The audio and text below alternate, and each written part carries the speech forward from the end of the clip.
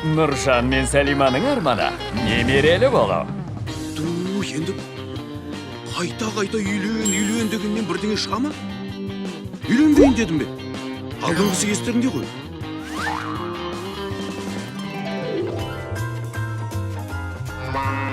Бірақ Бауыржан сүйген қызына үйленгісі келеді. Оның үстіне ата-анасы белгіда салтымен айттырып қойған қалыңдығы Айжанның ұнатқан жігіті бар. Түсіндірудің қажеті жоқ шығар. Егер күләш тәтейге тон қажет болмағанда, бұл әрекеттен түк шықпас еді. Итальянский шуба Қытайдан $1000 әкелдім дейсің бе?